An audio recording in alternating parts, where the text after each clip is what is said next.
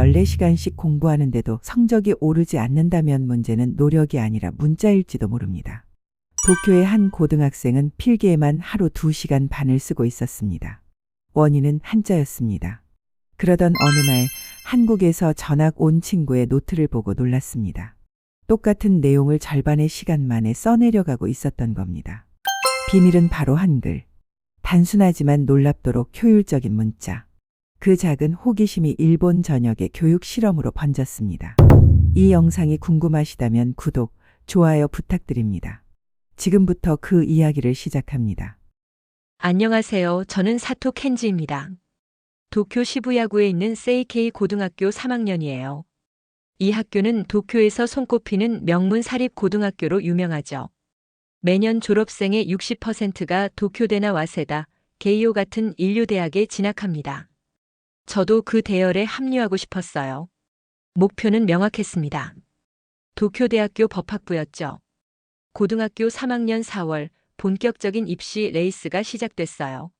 저는 매일 아침 6시에 일어나 밤 12시까지 공부했습니다. 주말에는 14시간씩 책상 앞에 앉아 있었죠. 학원도 일주일에 4번 다녔어요. 친구들과의 약속은 전부 취소했고 좋아하던 축구도 그만뒀습니다. 오직 한 가지 목표만 바라봤어요. 그런데 이상했습니다.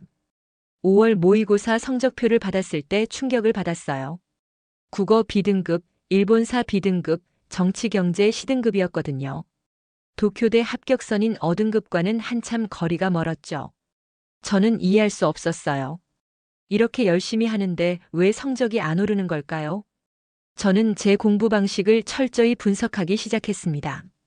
일주일 동안 매 시간마다 무엇을 했는지 기록했어요. 수업 듣기, 필기하기, 복습하기, 문제 풀기까지 모든 활동을 분 단위로 체크했죠. 그리고 놀라운 사실을 발견했습니다. 50분 수업 중에서 실제로 선생님 설명을 듣는 시간은 30분에 불과했어요. 나머지 20분은 칠판 내용을 노트에 옮겨 적는 데 썼습니다. 게다가 집에서 복습할 때는 그 필기 내용을 다시 정리하는 데 1시간이 더 걸렸죠. 도대체 왜 이렇게 시간이 오래 걸리는 걸까요? 이유는 명확했습니다. 바로 한자였어요. 예를 들어볼게요. 정치-경제 수업 시간에 선생님이 칠판에 경제성장률이라는 단어를 한자로 쓰셨습니다. 이 단어를 제대로 입력하려면 몇 가지 단계를 거쳐야 해요. 먼저 히라가나로 발음을 입력하고 변환 버튼을 누르면 수십 개의 한자 조합이 나타납니다. 그 중에서 올바른 한자를 찾아야 하죠. 경제, 계제, 형제, 경제 등 비슷하게 생긴 한자들이 너무 많았어요. 특히 어려운 한자일수록 시간이 오래 걸렸습니다. 헌법이라는 단어를 쓰려면 히라가나로 발음을 입력하고 나오는 여러 한자 중에서 헌법이라는 뜻의 정확한 글자를 골라야 했어요. 때로는 한자를 잘못 선택해서 나중에 다시 고쳐야 하는 경우도 많았죠. 이런 과정이 반복되니까 필기가 느려질 수밖에 없었습니다. 더 큰 문제는 복습할 때였어요. 제가 급하게 쓴 필기를 나중에 보면 글씨가 흐릿해서 읽기 어려웠거든요. 특히 획수가 많은 한자들은 뭉개져서 알아볼 수가 없었습니다. 의론이라는 단어를 급하게 쓰면 거의 낙서처럼 보였어요. 그래서 교과서를 다시 펼쳐서 확인하는 시간이 추가로 필요했죠. 6월 어느 날이었어요. 일본사 수업 중에 선생님이 빠르게 설명하시면서 칠판에 내용을 가득 채우셨습니다. 저는 필사적으로 받아 적었지만 선생님의 속도를 따라갈 수 없었어요. 결국 노트에는 절반도 못 쓴 채로 수업이 끝났습니다. 옆자리 친구 타카시도 비슷한 상황이었어요. 타카시가 물었습니다. 켄지, 너도 다 못 적었어? 저도 고개를 끄덕였죠. 응, 선생님이 너무 빨리 지우셔서. 타카시가 한숨을 쉬며 말했어요. 이번 기말고사 망했네. 우리는 답답했습니다. 성실하게 공부하는데도 기본적인 필기조차 제대로 못하는 상황이었으니까요. 친구들도 비슷한 고민을 하고 있었어요. 학년 전체가 같은 문제를 겪고 있었던 겁니다. 그날 밤 저는 계산해 봤습니다. 하루 6시간 수업 중에서 필기에만 2시간 반을 쓰고 있었어요. 일주일이면 12시간 반, 한 달이면 50시간이었죠. 1년으로 계산하면 600시간입니다. 이 시간이면 영어 단어 10,000개를 외울 수 있었어요. 수학 문제집 5권을 풀 수 있었고요. 저는 답답했습니다. 문제는 제 능력이 아니었어요. 공부하는 방식 자체에 문제가 있었던 겁니다. 한자와 히라가나 가타카나를 섞어 쓰는 일본어의 특성상 필기 속도가 느릴 수밖에 없었죠. 획수가 많은 한자들은 쓰는데 시간이 오래 걸렸고 변환 과정은 더 복잡했습니다. 일본의 상용 한자는 2136자입니다. 중학교를 졸업할 때까지 약 1000자를 배우고 고등학교에서 나머지를 익혀야 하죠. 여기에 히라가나 46자, 가타카나 46자까지 더하면 총 2228개의 문자를 알아야 합니다. 같은 발음의 한자가 수십 개씩 있으니 변환할 때마다 고민해야 했어요. 저는 생각했어요. 이 상황을 바꿀 방법은 없을까? 더 빠르게 필기하면서도 정확하게 내용을 담을 수 있는 방법은 없을까? 그때는 몰랐습니다. 곧 제 인생을 바꿀 만남이 기다리고 있다는 것을요. 알겠습니다. 분량 조절하겠습니다. 6월 둘째 주 우리 학교에 특별한 학생이 전학을 왔습니다. 한국에서 온 교환학생이었어요. 이름은 박민준이었죠. 한일 교육 교류 프로그램으로 1년간 우리 학교에서 공부하게 됐다고 했습니다. 민준은 제 옆자리에 앉게 됐어요. 첫인상은 조용하고 성실해 보이는 학생이었습니다. 일본어를 꽤 유창하게 했지만 가끔 단어를 찾느라 머뭇거릴 때도 있었죠. 저는 민준에게 큰 관심이 없었어요. 입시 준비로 바빴으니까요. 그런데 이틀째 되던 날 저는 이상한 점을 발견했습니다. 정치 경제 수업 시간이었어요. 선생님이 평소처럼 빠르게 설명하시며 칠판을 채워나갔습니다. 저는 필사적으로 노트에 받아 적었지만 역시나 절반도 못 따라갔어요. 수업이 끝나고 저는 한숨을 쉬었습니다. 오늘도 친구 노트를 빌려봐야 하나 고민하고 있었죠. 그때 옆자리 민준의 노트가 눈에 들어왔어요. 그리고 저는 얼어붙었습니다. 민준의 노트는 완벽했어요. 선생님이 말씀하신 내용이 전부 정리되어 있었습니다. 심지어 핵심 내용에는 밑줄까지 그어져 있었죠. 어떻게 저렇게 빨리 쓸 수 있는 거지? 저는 믿을 수가 없었어요. 더 놀라운 건 그 다음이었습니다. 민준의 노트를 자세히 보니 이상한 점이 있었어요. 한자도 아니고 히라가나도 아니고 가타카나도 아니었습니다. 동그라미와 네모, 선들이 조합된 낯선 문자들로 가득했죠. 저는 참지 못하고 물었습니다. 민준, 이거 뭐야? 무슨 글자야? 민준이 웃으며 대답했어요. 아, 이거? 한글이야. 한국 문자. 한글. 저는 그 단어를 들어본 적이 있었어요. K-POP 가사나 드라마 자막에서 본 기억이 났죠. 하지만 자세히 본 건 처음이었습니다. 민준이 설명했어요. 일본어를 한글로 쓰면 훨씬 빠르거든. 한자 변환 안 해도 되고. 저는 어리둥절했습니다. 일본어를 한국 문자로 쓴다고? 그게 가능한 일인가요? 민준이 노트를 가리키며 말했어요. 봐봐. 여기 경제정책이라는 단어 있잖아. 한자로 쓰면 시간 오래 걸리지. 근데 한글로 쓰면 그냥 소리 나는 대로 쓰면 돼. 변환 버튼 누를 필요 없어. 저는 민준의 필기를 자세히 들여다봤습니다. 정말 신기했어요. 복잡한 한자 대신 간단한 기호들로 똑같은 내용이 표현되어 있었죠. 민준이 계속 설명했습니다. 한글은 자음 14개랑 모음 10개, 총 24개 글자만 알면 돼. 이걸 조합해서 모든 소리를 쓸 수 있어. 일본어 발음도 다 표현할 수 있고. 24개요? 저는 놀랐어요. 일본은 히라가나 46개, 가타카나 46개, 상용한자 2136개를 배워야 하는데 한글은 기본 24개만 알면 된다고요? 민준이 고개를 끄덕였습니다. 응. 그래서 한국 아이들은 초등학교 1학년 때 한글을 다 배워. 한자는 중학교 가서 선택적으로 배우고. 저는 충격을 받았습니다. 한국은 문자 학습에 그렇게 적은 시간을 쓴다는 건가요? 그럼 그 시간에 다른 공부를 더 할 수 있겠네요. 다음 날 역사 수업 시간이었어요. 저는 일부러 민준의 필기하는 모습을 관찰했습니다. 선생님이 칠판에 내용을 쓰시는 동안 민준의 손은 쉬지 않고 움직였어요. 저는 두세 문장 쓰는 동안 민준은 한 단락을 다 적었습니다. 수업이 끝나고 저는 민준에게 부탁했어요. 민준, 한글 좀 가르쳐 줄 수 있어? 민준이 놀란 표정을 지었습니다. 진짜? 배우고 싶어? 저는 진지하게 대답했죠. 응. 너처럼 빨리 필기하고 싶어. 입시 준비하는데 시간이 너무 부족하거든. 민준이 웃으며 말했어요. 좋아. 그럼 점심시간에 옥상에서 만나자. 기본부터 알려줄게. 그날 점심시간 저는 옥상으로 올라갔습니다. 민준은 이미 와 있었어요. 노트와 펜을 준비하고 기다리고 있었죠. 민준이 노트에 뭔가를 그리기 시작했습니다. 자, 이게 한글의 기본 자음이야. 기역, 니은, 디귿, 리을. 이렇게 14개가 있어. 저는 그 모양들을 보며 신기해했어요. 동그라미, 선, 네모 같은 단순한 형태들이었습니다. 한자처럼 복잡하지 않았죠. 민준이 계속 설명했습니다. 그리고 이게 모음이야. 아, 야, 어여. 이렇게 10개. 자음이랑 모음을 조합하면 글자가 돼. 민준이 시범을 보였어요. 기억 더하기 아는가.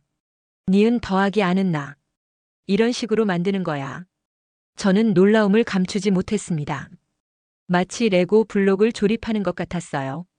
몇 개의 기본 부품으로 무한한 조합을 만들어낼 수 있다니. 이건 단순한 문자가 아니라 하나의 시스템이었습니다. 민준이 말했어요. 한번 써볼래? 내 이름부터 해보자. 켄지는 한글로 이렇게 써.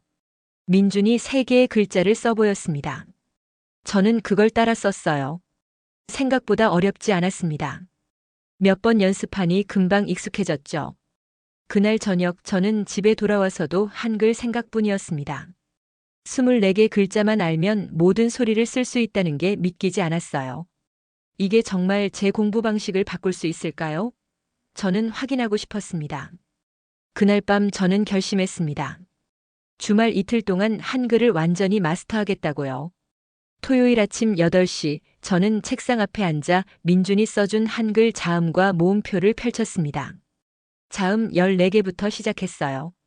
기역, 니은, 디귿, 리을, 미음, 비읍, 시옷, 이응, 지읒, 치읒, 키읔, 티읒, 피읒, 히읗. 소리내어 읽으며 하나씩 노트에 썼습니다. 한자처럼 복잡하지 않아서 금방 외워졌어요. 다음은 모음 10개였습니다. 아, 야, 어, 여, 오, 요, 우, 유, 으, 이. 이것도 생각보다 간단했죠. 1시간 만에 24개 글자를 모두 외웠습니다.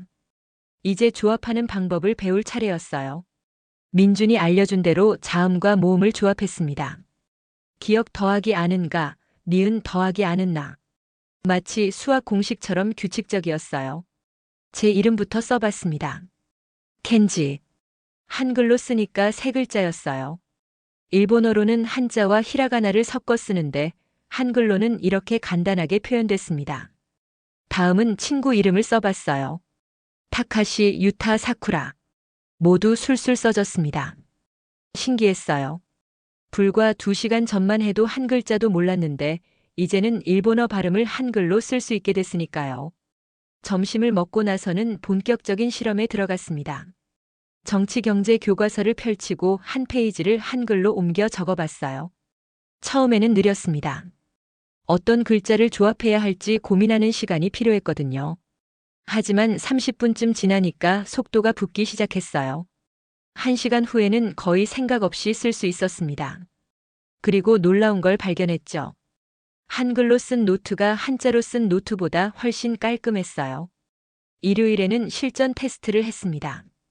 지난주 역사 수업 내용을 복습하면서 교과서를 보고 한글로 정리해 봤어요. 평소 같으면 1시간 반 걸리는 작업이었습니다. 결과는 충격적이었어요. 40분 만에 끝났습니다. 필기 시간이 절반 이상 줄어든 거예요. 게다가 나중에 다시 읽어봤을 때 훨씬 읽기 쉬웠습니다. 한자처럼 획이 많지 않아서 흐릿하게 써도 알아볼 수 있었거든요. 저는 확신했습니다. 이게 답이다. 한글을 활용하면 공부 효율을 2배로 올릴 수 있겠다고요. 월요일 아침 저는 민준을 찾아갔습니다. 민준, 나 한글 다 배웠어. 이제 실전에서 써보려고. 민준이 놀란 표정을 지었어요. 진짜? 이틀 만에? 저는 자신 있게 노트를 보여줬습니다. 역사 내용을 한글로 정리한 노트였죠. 민준이 노트를 보더니 웃었어요. 와, 정말 잘했네. 발음 표기도 정확하고. 첫 번째 수업은 정치 경제였습니다. 저는 노트를 펼치고 한글로 필기를 시작했어요. 선생님이 말씀하시는 내용을 소리나는 대로 적었습니다. 한자 변환 고민 없이 그냥 쓰면 됐어요. 놀라운 일이 일어났습니다. 선생님의 속도를 완벽하게 따라갈 수 있었어요. 심지어 선생님이 강조하신 부분의 밑줄까지 그을 여유가 생겼습니다. 옆에서 타카시가 힐끔힐끔 제 노트를 쳐다봤어요. 수업이 끝나고 타카시가 물었습니다. 켄지, 너 무슨 암호 쓰는 거야? 저는 웃으며 대답했죠. 암호 아니야. 한글이라는 거야. 그날 저녁 저는 계산을 해봤습니다. 하루 6시간 수업 중에서 필기 시간이 2시간 반에서 1시간으로 줄었어요. 하루에 1시간 반을 절약하는 겁니다. 일주일이면 9시간, 한 달이면 36시간이었죠. 이 시간이면 수학 문제집 한 권을 풀 수 있었어요. 영어 단어 1000개를 외울 수도 있었고요. 저는 새로운 무기를 손에 넣은 기분이었습니다. 하지만 저는 아직 몰랐어요. 이 작은 변화가 얼마나 큰 파장을 일으킬지. 2주가 지났습니다. 저는 모든 과목을 한글로 필기하고 있었어요. 하지만 문제가 생겼습니다. 한글로만 쓰니까 나중에 복습할 때 헷갈리는 부분이 있었거든요. 예를 들어 경제라는 단어가 있잖아요. 한글로 케이자이라고 적으면 나중에 이게 경제인지 계제인지 형제인지 구분이 안 됐습니다. 같은 발음이지만 한자가 다른 단어들 때문이었죠. 저는 고민했습니다. 어떻게 하면 속도도 빠르고 정확하게 의미도 전달할 수 있을까요? 그리고 해답을 찾았어요. 하이브리드 방식이었습니다. 중요한 핵심 단어만 한자로 쓰고 나머지는 전부 한글로 쓰는 거예요. 예를 들면 경제 정책이라는 문장이 있으면 경제와 정책은 한자로 쓰고 조사나 동사는 한글로 쓰는 식이었죠. 이렇게 하니까 필기 속도는 그대로 유지하면서도 의미 파악이 훨씬 쉬워졌습니다. 저는 이 방법을 체계화하기 시작했어요. 자주 나오는 단어 200개를 정리해서 리스트를 만들었습니다. 정치, 경제, 사회, 문화, 역사, 헌법, 민주주의. 이런 핵심 단어들은 한자로 쓰고 나머지는 한글로 표기하는 거예요. 한 달쯤 지나니까 제 나름의 완벽한 시스템이 완성됐습니다. 결과는 놀라웠어요. 7월 모의고사 성적표를 받았는데 국어 어등급, 일본사 어등급, 정치경제 B등급 상이었습니다. 2달 만에 성적이 급상승한 거예요. 가장 큰 변화는 복습 시간이었습니다. 예전에는 노트를 정리하는 데만 1시간이 걸렸어요. 하지만 이제는 20분이면 충분했죠. 절약된 시간에 문제를 더 많이 풀 수 있었습니다. 어느 날 점심시간이었어요. 친구 유타가 제 옆에 앉더니 조심스럽게 물었습니다. 켄지, 너 요즘 성적 많이 올랐다며? 비결이 뭐야? 저는 유타에게 제 노트를 보여줬어요. 유타는 노트를 한참 들여다보더니 말했습니다. 이거 한글이잖아. 너 이걸로 필기하는 거야? 저는 고개를 끄덕였죠. 응. 한자 변환 안 해도 돼서 엄청 빨라. 너도 해볼래? 유타가 망설이더니 대답했어요. 근데 한글 배우는 것도 시간 걸리잖아. 저는 웃으며 말했습니다. 하루면 돼. 주말에 내가 가르쳐 줄게. 그 주말 저는 유타에게 한글을 가르쳤습니다. 민준이 저에게 가르쳐준 방식 그대로였어요. 자음 14개, 모음 10개, 그리고 조합 방법까지. 유타는 생각보다 빨리 익혔습니다. 월요일부터 유타도 한글 필기를 시작했어요. 처음에는 서툴렀지만 일주일 후에는 저만큼 빨라졌습니다. 유타가 신나서 말했어요. 켄지, 이거 정말 대박이다. 나 수업 시간에 처음으로 필기 다 했어. 그런데 문제가 생겼습니다. 교실에서 한글로 필기하는 학생이 둘이 되니까 다른 친구들이 눈치채기 시작한 거예요. 사쿠라가 수업 끝나고 저한테 물었습니다. 켄지, 유타, 너희 둘이 쓰는 그 글자 뭐야? 요즘 계속 그걸로 쓰던데. 저는 솔직하게 대답했어요. 한글이야. 한국 문자인데 필기할 때 진짜 편해. 사쿠라가 관심 있는 표정을 지었습니다. 나도 배울 수 있어? 그렇게 1명, 2명 늘어나기 시작했어요.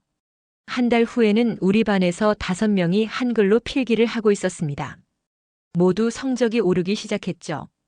저는 뿌듯했습니다. 제가 찾은 방법이 다른 친구들에게도 도움이 되고 있었으니까요. 하지만 저는 몰랐어요. 이게 단순히 우리 반에서 끝나지 않을 거라는 걸.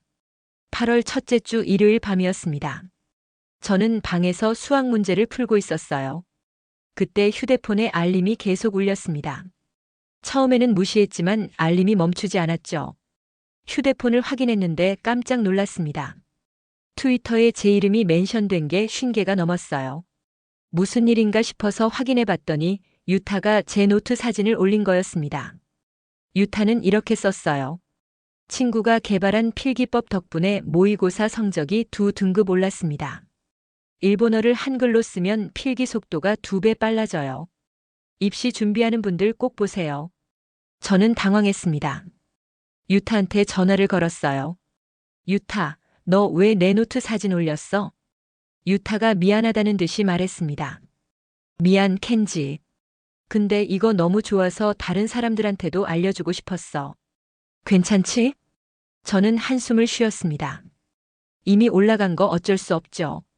그냥 두자. 그런데 다음 날 아침 상황이 달라졌습니다. 유타의 게시물이 리트윗 5,000개를 넘었어요. 댓글도 수백 개가 달렸습니다. 댓글 내용은 양분됐습니다. 절반은 긍정적이었어요. 이거 천재적인데요. 나도 배워보고 싶어요. 입시생한테 정말 필요한 방법이네요. 이런 반응들이었죠. 하지만 나머지 절반은 부정적이었습니다. 일본어를 외국 문자로 쓰다니 말이 되나요? 한자를 포기하는 건 문화를 버리는 겁니다. 이런 건 진짜 공부가 아니에요. 이런 댓글들이었어요. 저는 댓글을 읽으면서 불안해졌습니다. 이렇게까지 큰 관심을 받을 줄 몰랐거든요. 학교에 가니까 상황은 더 심각했어요.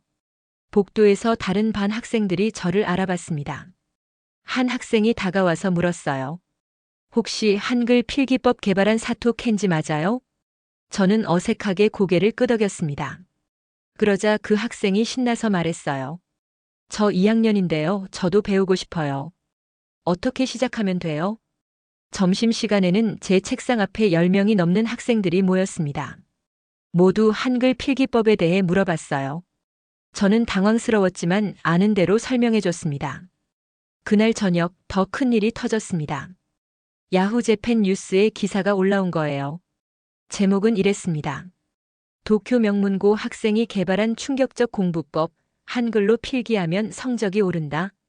기사에는 유타의 트윗과 제 노트 사진이 실렸습니다. 기자는 이렇게 썼어요.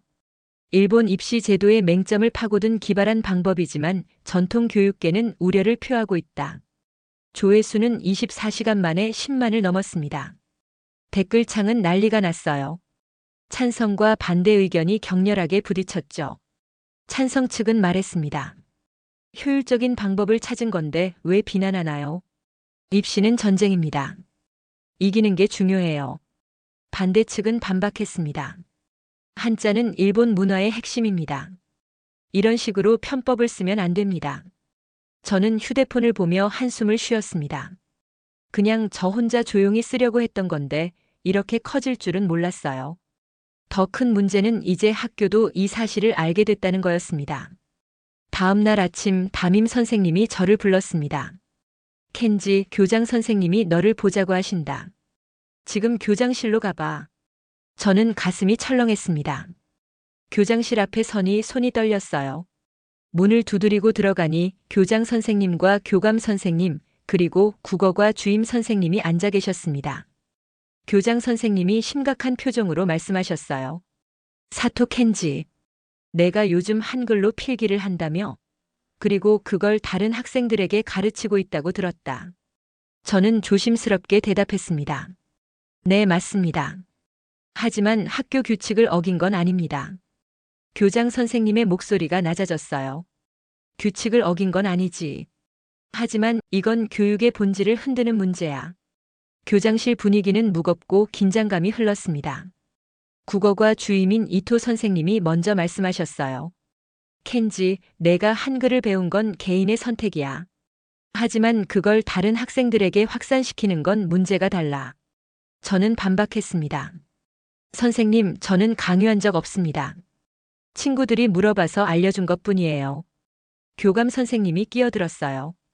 그게 문제야. 지금 우리 학교 학생 30명이 넘게 한글로 필기를 한다고 들었어. 이건 교육 현장을 혼란스럽게 만드는 거야. 저는 이해할 수 없었습니다. 성적이 오르는데 왜 문제가 되나요? 저는 조심스럽게 물었습니다. 선생님들 제 성적표 보셨죠? 2달 만에 B등급에서 어등급으로 올랐습니다. 다른 친구들도 마찬가지예요. 이토 선생님이 한숨을 쉬며 말했어요. 켄지, 성적이 전부가 아니야. 한자는 우리 문화의 뿌리야. 한자를 제대로 배우지 않으면 단어의 깊은 의미를 이해할 수 없어. 저는 준비한 답변을 꺼냈습니다. 선생님, 저는 한자를 버리자는 게 아닙니다. 다만 필기할 때 도구로 한글을 쓰는 거예요. 중요한 단어는 여전히 한자로 씁니다. 제 노트를 보시면 아실 거예요. 저는 가방에서 노트를 꺼냈습니다. 교장 선생님이 노트를 받아들고 천천히 넘겨보셨어요. 핵심 단어는 한자로 쓰고 문장과 설명은 한글로 쓴 제 하이브리드 방식이 그대로 보였죠. 교장 선생님이 말씀하셨습니다. 체계적이긴 하구나. 하지만 켄지, 이건 위험한 선례를 남길 수 있어. 학생들이 한자 학습을 소홀히 하게 될 수도 있어. 저는 차분하게 대답했어요. 교장 선생님, 지금도 학생들은 한자 때문에 고통받고 있습니다. 필기에만 수업 시간의 40%를 쓰고 있어요. 그 시간을 절약하면 더 깊이 생각하고 이해할 수 있습니다. 교감 선생님이 반박했습니다. 그건 핑계야. 노력하면 충분히 따라갈 수 있어. 저는 고개를 저었습니다. 아닙니다. 저는 하루 14시간 공부했는데도 성적이 안 올랐어요. 노력의 문제가 아니라 방법의 문제였습니다. 이토 선생님이 다시 물었어요. 그럼 켄지, 내가 한자의 뜻을 이해하지 못하고 그냥 소리만 쓴다면 그게 진짜 공부일까? 저는 준비한 예시를 들었습니다. 선생님, 경제라는 단어를 볼까요? 한자로 쓰면 경세재민이라는 뜻에서 왔다는 걸 알 수 있죠. 하지만 수업 시간에 그걸 생각하며 필기할 시간이 없습니다. 오히려 집에서 복습할 때 한자 의미를 찾아보는 게 더 효율적이에요. 교장실이 잠시 조용해졌습니다. 교장 선생님이 심각한 표정으로 말씀하셨어요. 켄지, 내 말에도 일리가 있어. 하지만 학교로서는 이 상황을 방관할 수 없어. 다른 학생들의 학부모한테서 항의 전화가 오고 있거든. 저는 놀랐습니다. 학부모님들이요? 교감 선생님이 고개를 끄덕였어요. 그래. 우리 아이가 한글 배우는데 시간 낭비하고 있다. 학교가 왜 이런 걸 방치하나, 이런 내용이야. 저는 억울했습니다. 저는 아무도 강요하지 않았어요. 오히려 친구들이 먼저 배우고 싶다고 했습니다. 교장 선생님이 최후 통첩을 하셨어요. 켄지, 내가 개인적으로 한글을 쓰는 건 막지 않겠어. 하지만 더 이상 다른 학생들에게 가르치거나 SNS에 올리지 마라. 이 문제가 더 커지면 학교로서도 조치를 취할 수밖에 없어. 저는 아무 말도 할 수 없었습니다. 교장실을 나와 복도를 걸으며 생각했어요. 제가 뭘 잘못한 걸까요? 효율적인 공부법을 찾았을 뿐인데 왜 이렇게 문제가 되는 걸까요? 교실로 돌아오니 유타가 걱정스러운 얼굴로 물었습니다. 켄지, 괜찮아? 저는 고개를 끄덕였지만 마음은 무거웠어요. 그날 밤 집에 돌아와서도 잠이 오지 않았습니다. 저는 선택의 기로에 서 있었어요. 학교의 경고를 따를 것인가, 아니면 제 신념을 지킬 것인가. 교장실에서 경고를 받은 후 일주일이 지났습니다. 저는 조용히 지냈어요. SNS도 하지 않았고 다른 학생들이 물어봐도 대충 얼버무렸습니다. 하지만 상황은 제 의지와 상관없이 커지고 있었어요. 전국 수험생 커뮤니티에서 한글 필기법이 화제가 됐습니다. 누군가 제 방법을 정리해서 가이드를 만들어 올렸어요. 일주일 만에 다운로드 5만 건을 넘었습니다. 도쿄뿐 아니라 오사카, 교토, 후쿠오카에서도 학생들이 따라하기 시작했죠.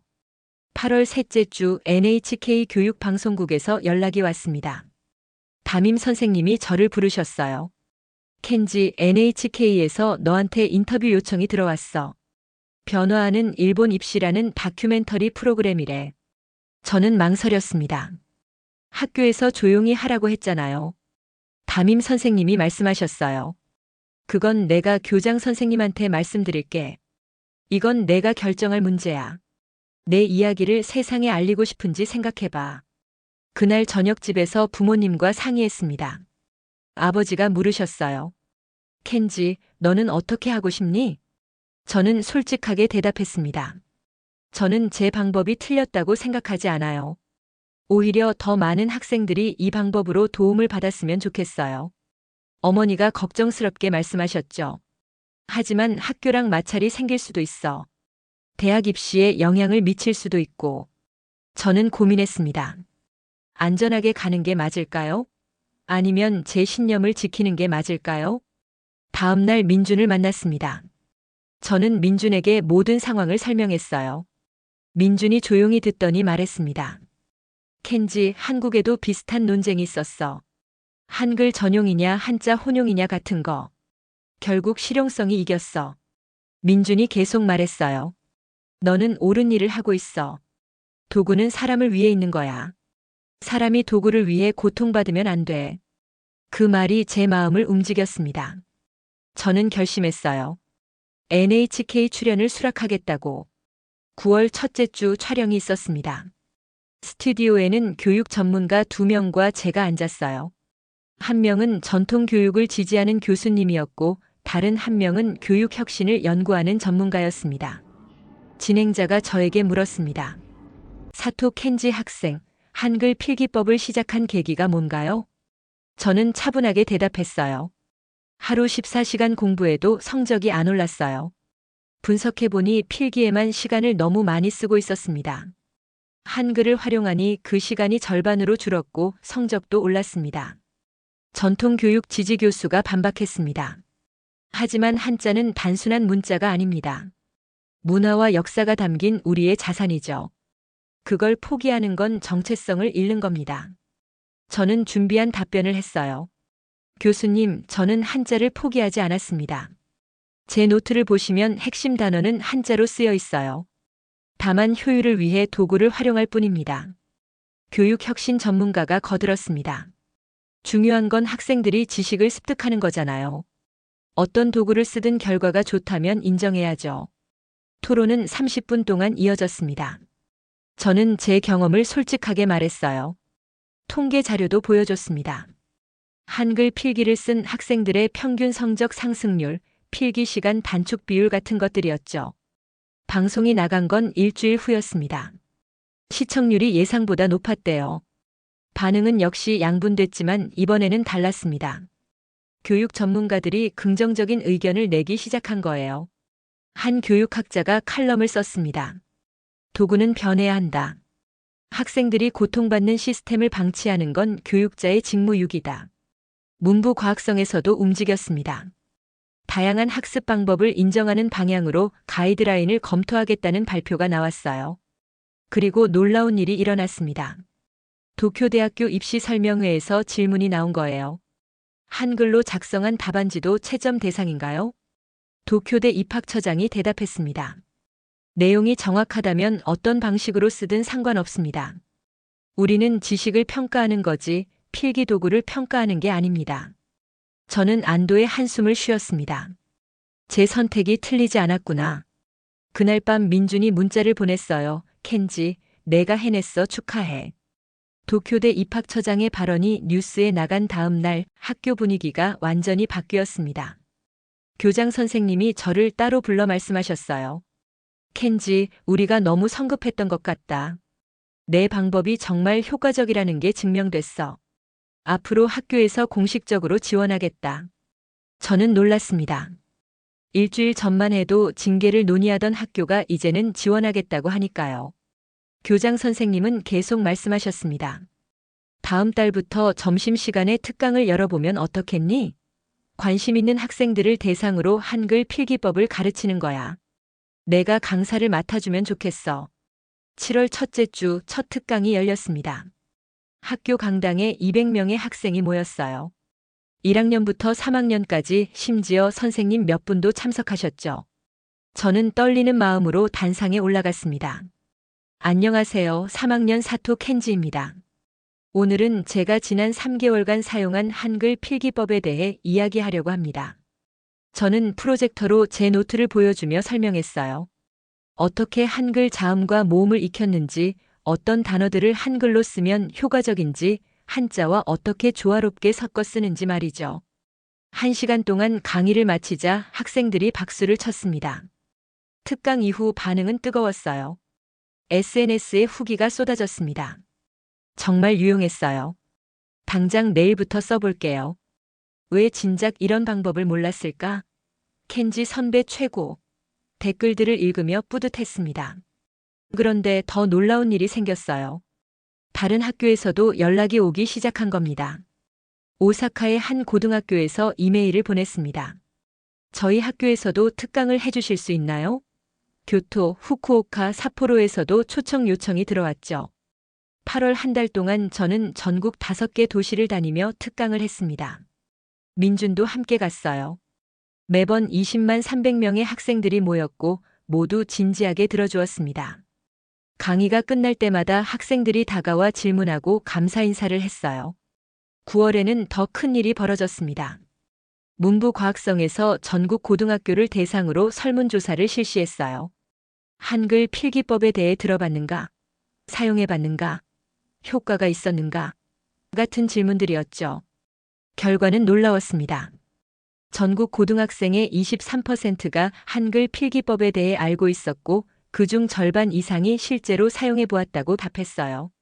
사용자의 87%는 필기 속도가 빨라졌다고 응답했고 78%는 성적이 올랐다고 했습니다. 이 설문 결과가 언론에 보도되자 사회적 관심이 폭발했어요. 아침 뉴스 프로그램에서 특집으로 다뤘습니다. 교육 전문가들이 나와 의견을 냈죠. 어떤 교수는 말했습니다. 일본 교육 시스템의 근본적인 문제를 학생이 해결했다. 주목할 만한 현상이다. 10월에 TED 도쿄에서 연락이 왔습니다. 저에게 강연을 해달라는 거였어요. 주제는 고등학생이 만든 교육 혁신이었습니다. 저는 떨리는 마음으로 승낙했죠. 11월 15일 TED 무대에 섰습니다. 빨간 원형 카펫 위에 서니 다리가 떨렸어요.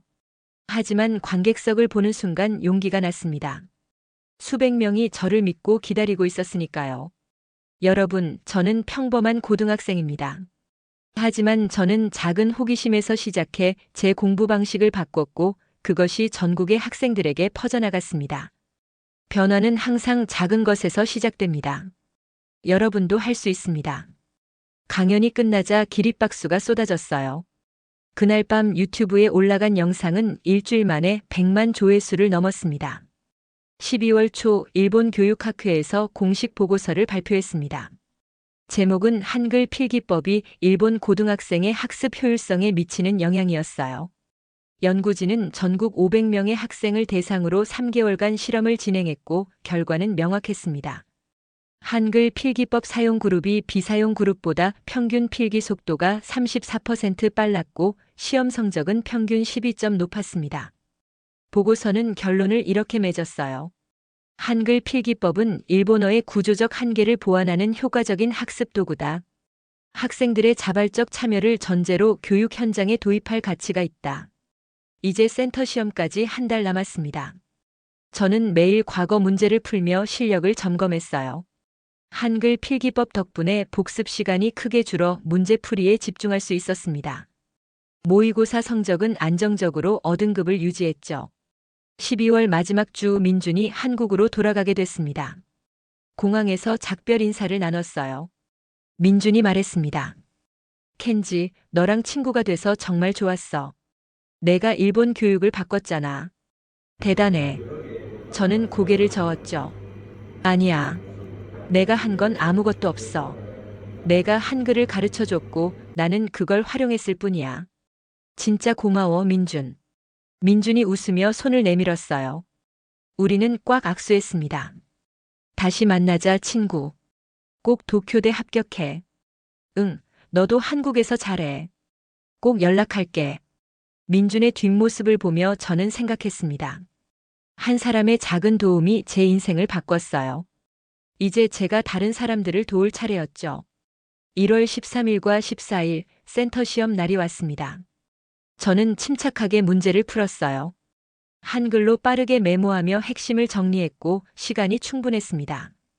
모든 과목을 여유 있게 마쳤죠. 시험장을 나오며 하늘을 올려다봤습니다. 맑은 겨울 하늘이었어요. 저는 미소 지었습니다. 해냈다. 정말 해냈어.